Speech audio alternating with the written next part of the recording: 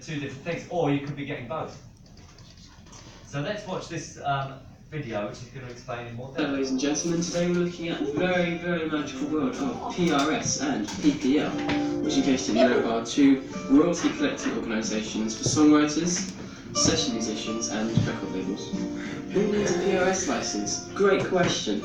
Pretty much any public premises that uses songs to entertain or to attract customers is going to need a PRS licence. This might include shops, cafes, music venues, TV, and radio. You know, if like a song is used on TV or radio, that TV station or the radio station will have to pay a PRS licence.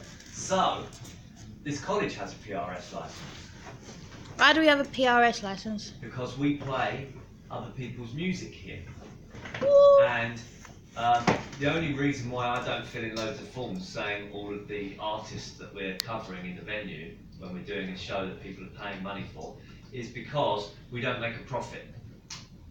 No one makes a profit. Those ticket sales, any money we make, get ploughed into the course and the equipment that you use, and therefore there's no profit to be passed on to the songwriters. But even the hairdressing department needs to be covered, because if you go to a hairdresser's and they're playing other people's music, and their business is making money, then they're supposed to have a PRS license. Obviously, there's different types, so it'll only be a small amount of money you pay for a business like a hairdresser's and a huge amount that you'll pay to be a radio station, because you're making all of your money out of people listening to those songs on the radio station. You're making your money out of cutting people's hair at the hairdresser's salon, aren't you? So they don't have to pay as much. So how are the royalties given to songwriters actually distributed? Okay, so first the songwriter signs up with PRS, and they give PRS the permission to grant use of their songs to other people. So they give PRS permission to let cafes use their songs, let radio stations, all that stuff. And then these venues and organisations like radio stations, shops, pay a yearly tariff to PRS depending on some circumstances. Like for instance, music venues will typically pay more to PRS because, you know, music is their thing, whereas hairdressers, educational establishments will typically pay less. PRS then gives these venues permission to use the songs in public. Now an interesting fact is, if a song isn't registered with PRS, even if you pay a PRS licence, you're not allowed to use that song without permission from the songwriter. This pretty much never happens because all commercial music is pretty much registered with PRS all the time. And so it's very rare to happen, unless you like buy your mate's CD and then you play it in your shop. He might come and sue you, but he's your mate, so I would hope he wouldn't sue you. Then all collected money is distributed back to the songwriters. PRS is a non-profit organisation, so they're not being greedy or anything. So why do we have this organisation? Well, it's all about the reimbursement of songwriters. 5% of albums sell over 1,000 copies, so which means 95% don't. So obviously songwriting is not a very lucrative business all the time. And you know, this is just another way for songwriters to hopefully make a living out of what they do. They pay for use of their work, which I think is only fair. So if you're using someone's music on the radio, I mean, you don't even have to pay to use the radio, do you? And then they're using that music to entertain and attract customers if it's like a business. Then I think it's only fair that you kind of give back to the songwriter for providing that to you.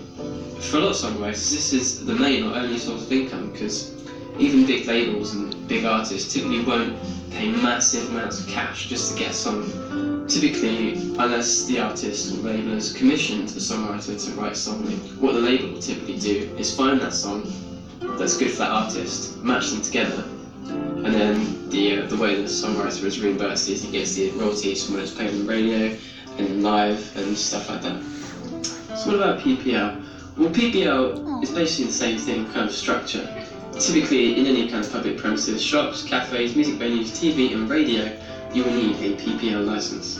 So, unlike PRS, PPL kind of goes to two parties in the UK. The first one is the actual record label, who own the recording, and the second one are the musicians actually playing on the recording. Now, in the UK, musicians have a right to performance royalties, so every time that track with their performance on is played on the radio or wherever, then they'll get royalties for it. Although you can sometimes waive your right to these royalties during the recording session, which isn't uncommon. In the USA, however, Why would you waive the right to the performing royalty when you record it? I don't know. for a bigger fee at the time. So they might say, we'll pay you this much money, and then we own it, and you won't get any royalties from it, and you might go, yeah, that sounds good, because it might not make any royalties.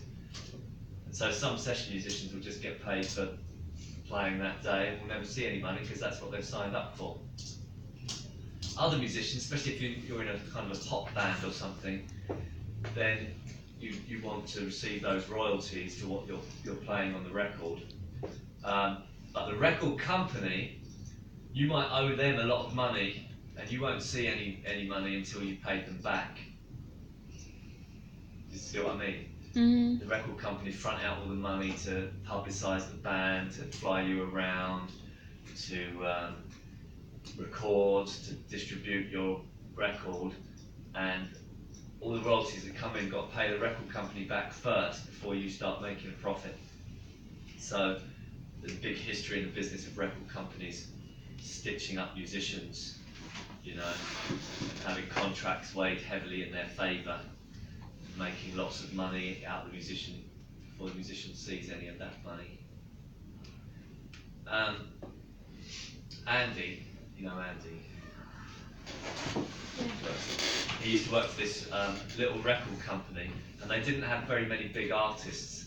But he was telling me that they did have one big artist, Mark Almond, who did a version of Tainted Love. You know that version? Mm-mm. You know that version. Well, if you play it, Oh, finally. Harry, you're gonna be on YouTube, by the way. Soft Cell, that was the band. It's not a bait YouTube page. It just goes Now, on YouTube. he didn't write the song. It's actually an old soul song, and this is like a kind of 80s electro Oh, I know. version. Oh, this version of Help Magical. Ew, what's this? You know this? Yeah. No. Sometimes I feel I've got to But I've got to the record company get away. that Andy worked for, they owned the performance rights because they still were owed money from recording that record or whatever. And Andy said that basically every year, because you get a check for that one record come through every year from the PPL, he said the company was almost going bankrupt and they were always just waiting for that check for Tainted Love to come through. It could be like 50, 100 grand. You know what I mean? And they're just waiting, oh, when are we getting our Tainted Love check? Because that's how much it's played on the radio over the year, and other people using it, using that recording in places, and that's how much money it would actually build up to over the course of a year. So it's such a big record, and it keep paying that every year, you know. So it's some fantastic things, these two societies, for the songwriter and the performer, aren't they? They're what keep everybody getting paid for their work. That's what we want. Session musicians typically aren't entitled to this royalty, just because the way that their copyright law is a bit different there. So the way the process works is the record labels and the session musicians sign up a PPL. The session musicians say that I played on this song and that song, blah blah blah, and all the venues using these recordings pay a yearly tariff to PPL, and then PPL gives venues and organisations permission to use the recordings. And then all these monies are distributed back to record labels and session musicians. Typically it's quite a fair and even split between the record label and session musicians. And then PPL is non-profit just like PRS, so they don't make any money from it. Now why? Good question. This one's all about the reimbursement of recording owners and session musicians. Again, 5% of albums sell over 1,000 copies, so people playing on those albums typically aren't going to be making loads and loads of money from record sales, pay for use of their work. You know, they might spend years and years learning how to play guitar or drums or whatever they do, and obviously they want to be kind of reimbursed for that. Session musicians typically earn only a few hundred per session, per recording, so you know, if you're doing, I mean, you'd be pretty well off doing 2 recordings a week.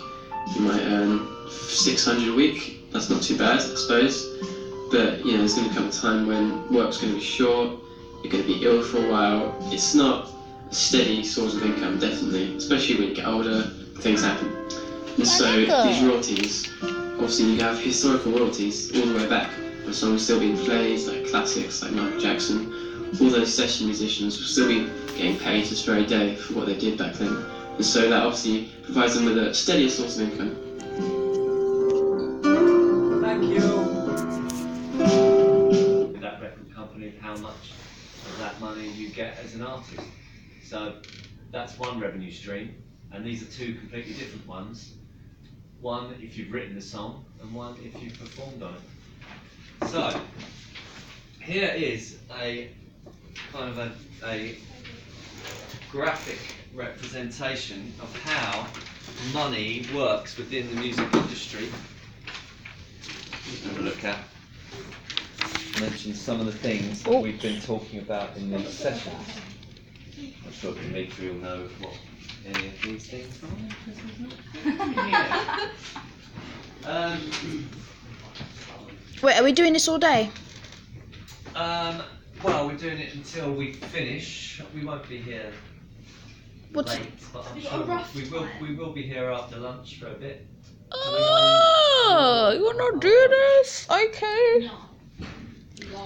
Yeah, and I want a quick lunch and get somewhere done with. What do you mean? You only Quick just got lunch? Are you serious? I'm diabetic. I'm not here. trying You to. just got here. Have you not had breakfast? I had free breakfast. I'm still hungry. The more we focus, the less time it will take. So, I can't put that on YouTube now. where it says mechanical rights, what does that mean? Do you know what that means? No. With the what is it?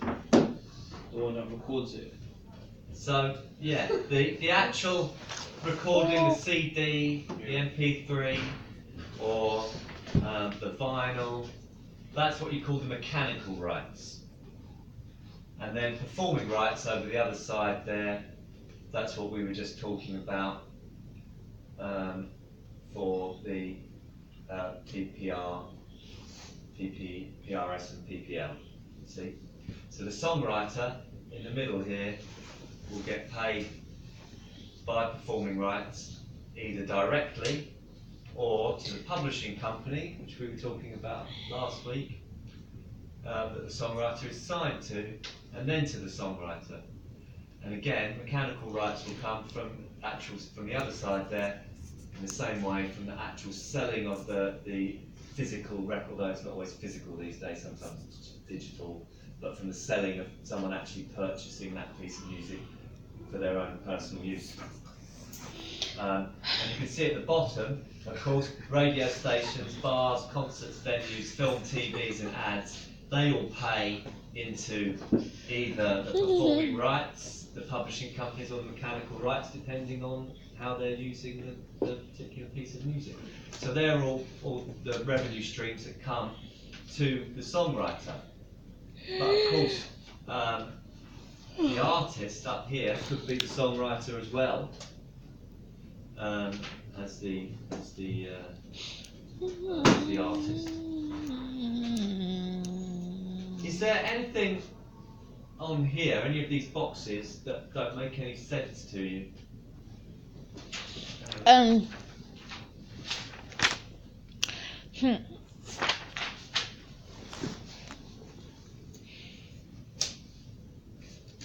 looked at managers, haven't we? We've looked at engineers, record companies we've looked at. So I just thought this was quite a useful thing to. Okay, so now we're moving on to talking about health and safety. You get health and safety everywhere, don't you, where people work, any business. Talking about health and safety now. Why do we have health and safety? Make sure no one gets hurt or dies. Make sure no one gets hurt, or dies, or gets sued. It's true.